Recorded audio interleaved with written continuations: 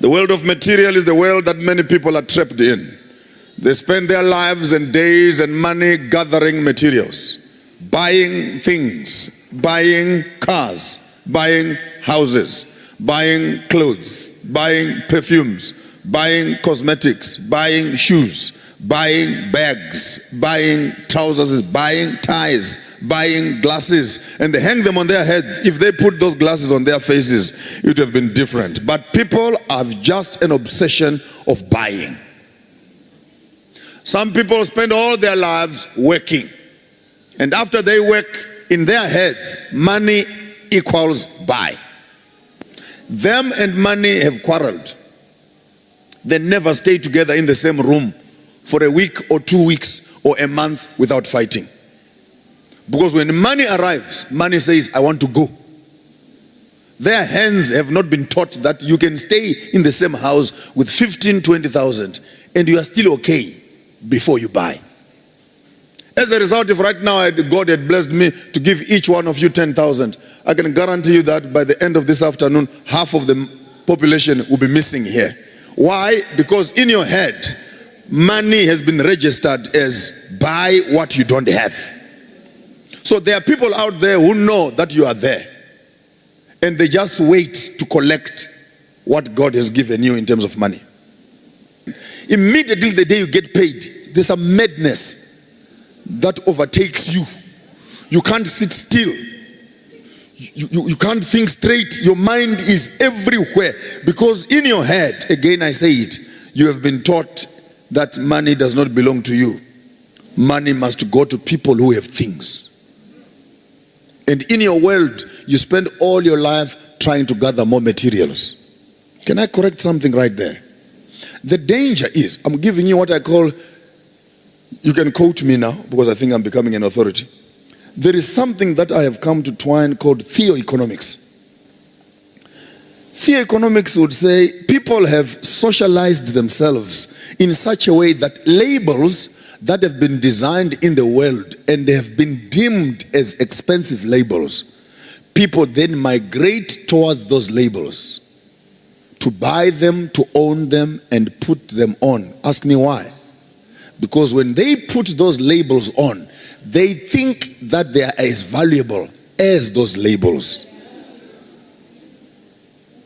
So get a Hermes bag, get some Aldo's shoes, get some Gucci glasses, drive a certain car, live in a certain part of town, and etc. And because I have these things that are now surrounding me, when people look at me, they must perceive me to the value of the labels that are surrounding me. I have news for you. You can put a pig in a Lamborghini and send the pig to pavilion. When the Lamborghini comes back, it will have a pig inside. Ask me the problem. The materials that you put around yourself don't increase your value. So here's the first statement you can write down.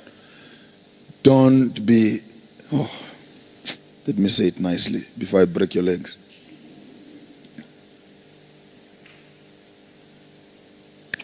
Put value on your materials. Don't allow materials to put value on you.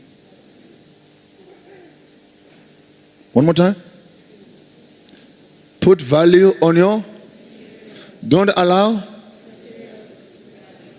In other words, you determine your price before things determine their price on you. We see mad people in the world in various ways. We are all mad, but in different stages. Because the habit of collecting things varies. Some of you ladies, I don't want to say loudly because I might think I'm embarrassing you. There's a skirt you bought in 1992 and 1995, which can no longer fit on one leg. But you cannot let it go. When we are not there, you try and squeeze yourself in that skirt and look yourself in the mirror and try and see how you look. Come on, you are not going to shrink in the next 7 years. Just, it's a mycelium, let it go. But no, it can't go. There are some men here whose cars sleep outside because garages are full of junk. You didn't hear me? They buy these things for losing weight. and they never use them. They think that having them in the garage will help them to lose weight inside.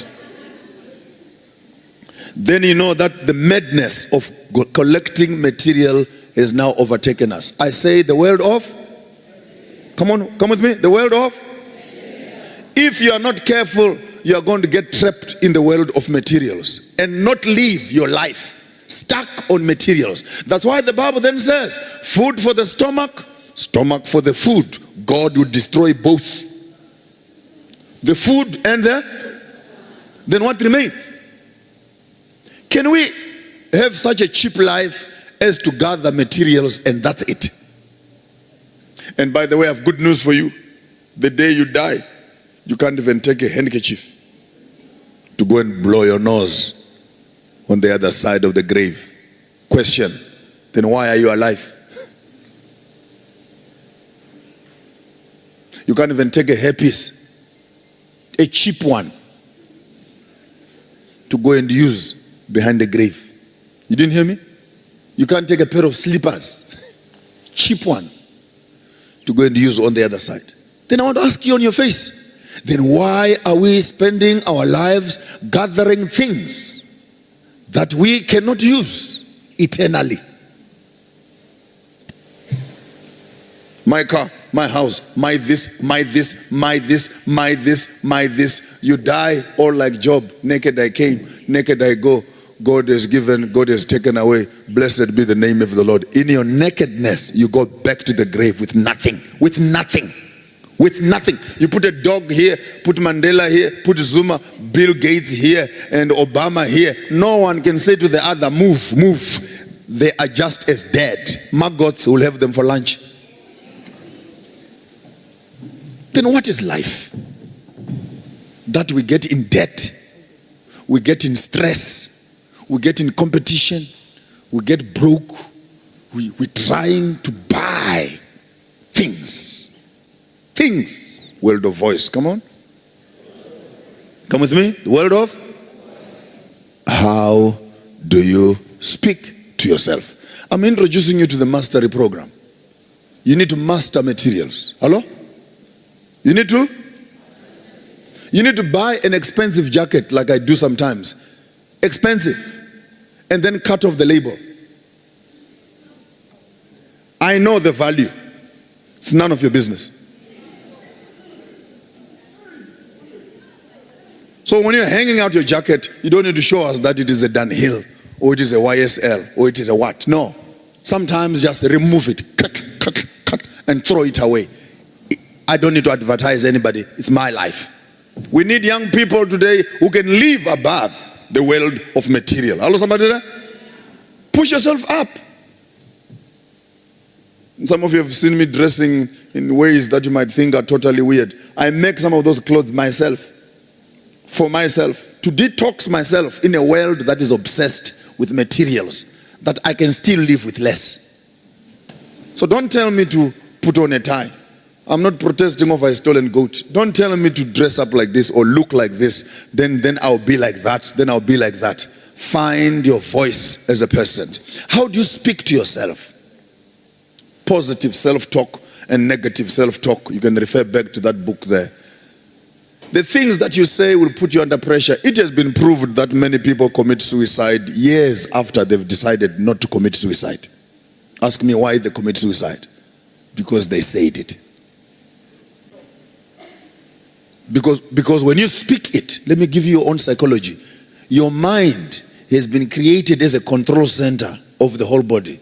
That what you say, the body looks for an opportunity to align it with opportunity and make it happen. When what you have spoken and what you are doing are not harmonizing, there is disorder in your system. In English, and those of you who done psychology, we call it dissonance. The psychological dissonance, when the mind is that way and the body is that way. The body is looking for an opportunity to say what the boss has spoken. That's what must happen. Therefore, speak to yourself nicely, because you can create your world with your words. One more time. You create with your. If you don't believe it, walk up to me right now. Start talking about my afro. You might get away with it. Start talking about my beard, you may get away with it. Start talking about my complexion. I don't know how far you can go. But in a matter of few minutes, you might change your environment very drastically. You might go home with some teeth missing, a blue eye, something like that. But if you think I'm joking, I'm not far. You can come and try it. So that you can know what I'm saying is true, that immediately, as of 5 minutes from now, your total environment can change. Because of the things that you... Therefore, your mouth controls your environment. Don't tell me, Linyalo la kalimatata, watch how you speak. Don't tell me my boss is horrible, my work is horrible. Watch how you speak. Behind the curtain, you're saying the boss is useless. This job is rubbish. People here are what and what. When those things come to haunt you, then your life is miserable. Master your voice. One more time. The things that you say. Those who live in the world of material move at the speed of material. Those who live in the world of voice move at the speed of voice. Those who live in the world of light move at the speed of light. Now, a car can only move at 260, 300 if you are strong, 320 and the police are chasing you. But the voice moves faster. If I say go, the voice will get there before the car gets there. But light, 93 million miles. I don't know whoever measured the distance. 93 or 97 million miles from here. 8 minutes. The light has arrived. For some of us who have traveled, if you say Los Angeles, I am there. Piccadilly Circus, London, I am there. Cape Town, Table Mountain, I am there. Hello? Johannesburg Park Station, we are all there. Did you see how fast? How fast is that? How fast is that? The worlds are there and wide apart. But because you have information, your mind is able to rush at the speed of light and connect those dots together. Get informed and speed up your mind. You need to master your light.